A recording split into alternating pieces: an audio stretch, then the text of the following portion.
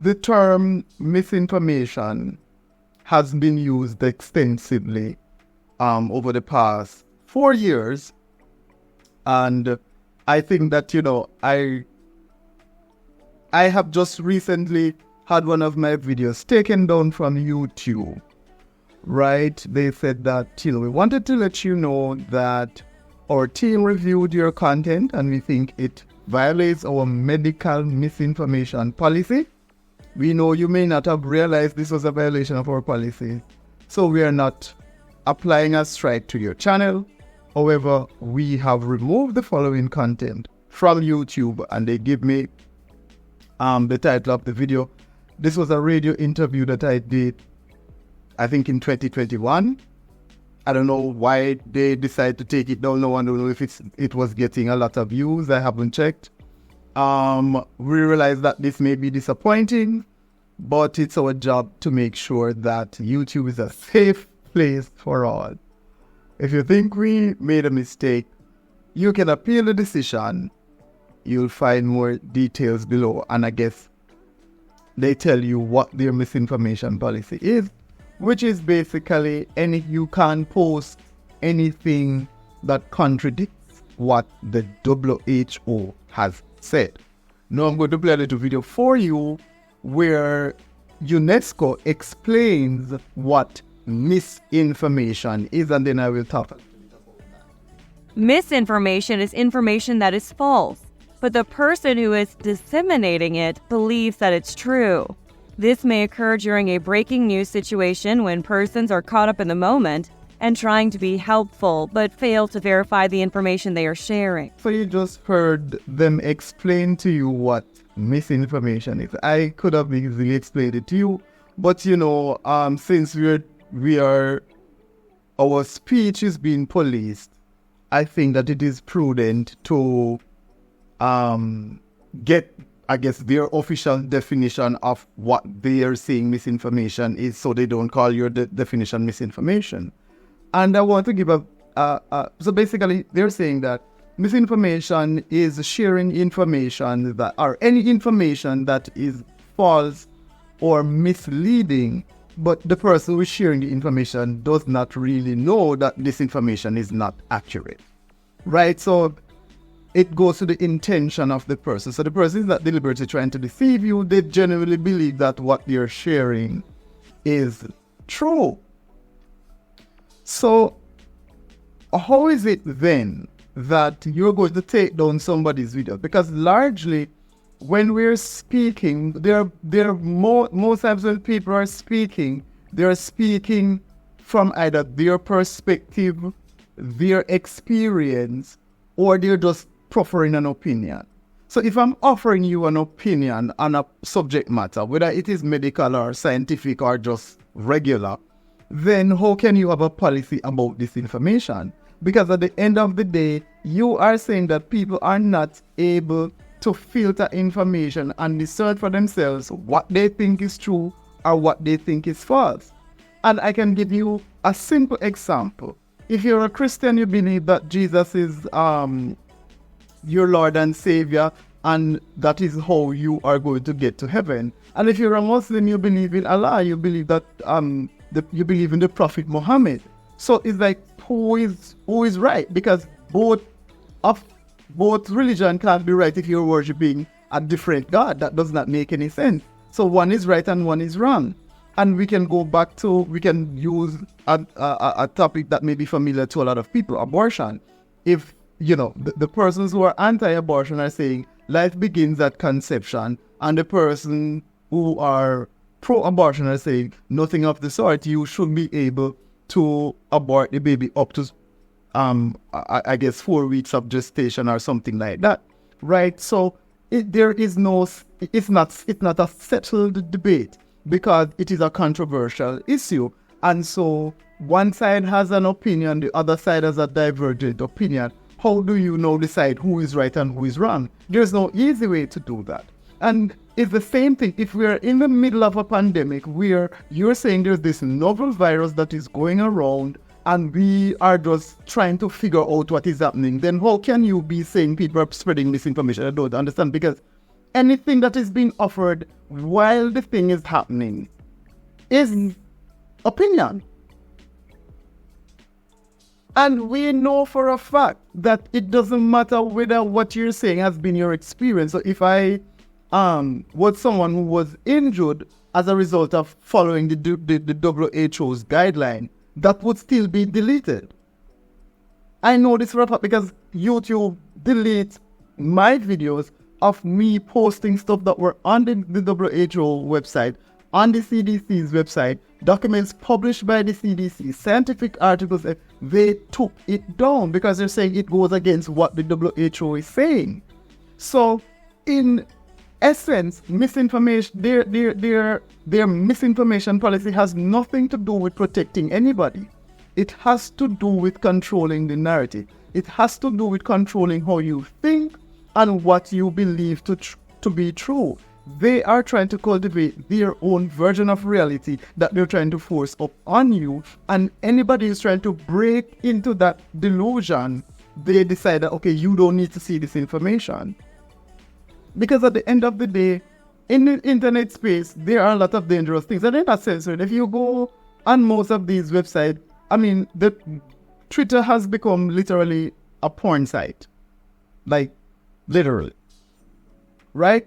And I see people posting stuff on YouTube and Instagram now too, where it's soft porn. But that's not dangerous. And kids use these platforms. Those things are not censored. Those people, their account don't get banned, their posts don't get taken down. But you are posting something that is backed by, it is not like it's coming out of your head. You know, if you're saying, oh look, 30,000 people have reported vaccine injuries to VAERS. The information is coming from the CDC's website. It is not me making up the figure. It's I went on your website, the information is there, and I am sharing it with you. But the WHO is saying the vaccines are safe and effective, so you can be posting anything that is saying that people are actually harmed, even if people are actually harmed. This is what their misinformation policy means. Right? And we just saw that there was a study that came out, I think from Germany or the Netherlands, where they did they looked at I think 100 million people who were vaccinated, and they were like, oh, there's small increase in myocarditis and pericarditis.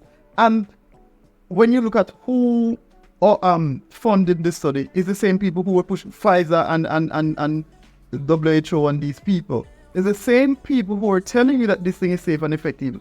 Authored this study because they realized that, okay, we can no longer hide the fact that these things are causing harm. Because when you're confronted, the Prime Minister of the UK, he was at some setting and he was confronted by someone who was vaccinated. And you can't look somebody in the face and say, well, the vaccine is safe and effective, when they're standing there telling you, I took this shit because of what you said, and no, I am hurt. So what do you have to say to me? So they recognize that, okay, well, we can't really shove this thing under the rug anymore. So we are going to do a study and water it down as best as we can and pay the little stooges in the middle to say, oh, slight increase. I know this was something that this is what they're saying they already knew. They knew that it caused myocarditis. But when people said it caused myocarditis, YouTube said it's medical misinformation. So it's like we're living in a dystopian world where you have these people. I don't know how these people live with themselves.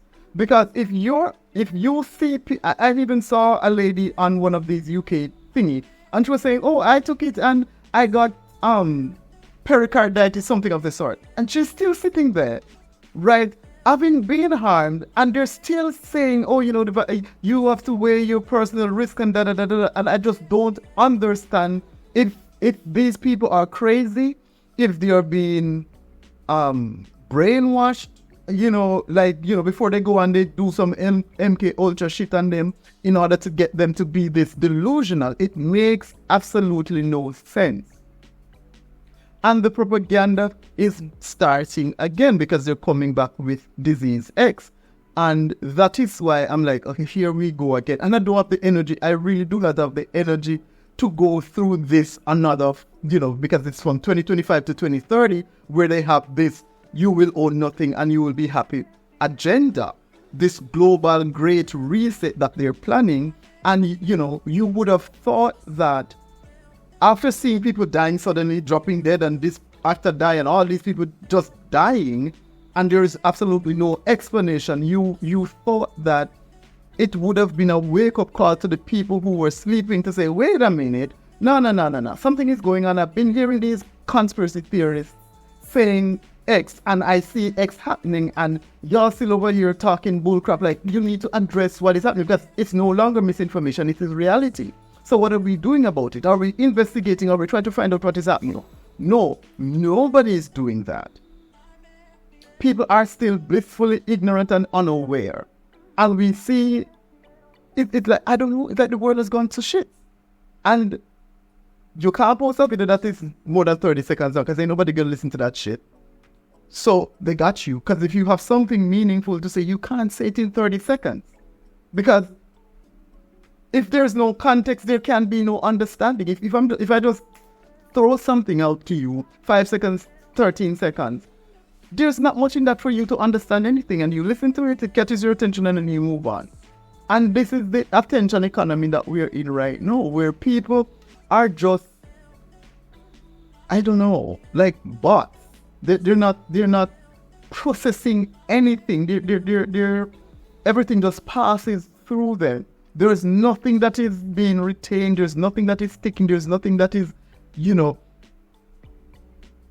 like getting their attention, where they can like, oh, wait a minute, I need to investigate this. I need to see what is happening here. That is not happening. And so I just want to, I really made this video to show you that when you see it, but no, it's like you can't search for anything, because what you will find is what they want you to find. We just saw the issue with Google's AI, when people Google presidents in the way back in the day of the United, it's all these black people, black and Asian. It's like they never had that, because they're trying to rewrite. And we tell you, this is 1984 on steroids. They're trying to rewrite reality, rewrite history, and people are just sitting down, folding their hands and letting it happen. And it would have been one thing if it was just that's all they're doing, but they're setting out to cause harm, because a lot of people died during this disinformation campaign that they were when you were trying to bring the truth, they're calling the truth misinformation. Because based on their policy, if the WHO says 1 + 1 = 5, and you're like, oh, no, the WHO made an error, it's 1 + 1 = 2. Your video is misinformation because it goes against what the WHO says. This is what YouTube is saying is their policy. So if the WHO is wrong, it doesn't matter if you are right, your thing is misinformation. How does that make any sense? People should be able to post anything insofar as it's not disparaging anyone, it is not slanderous to anyone, it is not libelous or whatever the case might be. It is, when you're in the social media space, I don't understand when people talk about harm. If you don't want to see something, block the person. You don't need to follow, you don't need to see. If when I'm scrolling through anything and I see something, a profile that pops up out of that I don't want to see again, I literally block it. Or sometimes you have these ads and I don't want to see it, and you don't see it again. So if I am spreading misinformation, are you saying people are not capable of discerning whether or not what I'm saying is true? They don't have the capacity or the ability to go and verify whether the source is accurate or not? Is that what you're saying? And be that as it may, what if they choose to believe the lie? Because a lot of people believe the lie. A lot of people, we all lie to ourselves every day. It's not new. So what if people want to believe what I say? What is that going to do? It's a choice that everyone has to make. That's why it's called free speech, and that is why it is called free will. Because you're at liberty to engage in whatever facets of life you deem necessary for the enjoyment of your own life. You understand? So, I don't know. I just don't want us to go back there, but it feels as if that's exactly where we're heading because everybody is asleep at the wheel.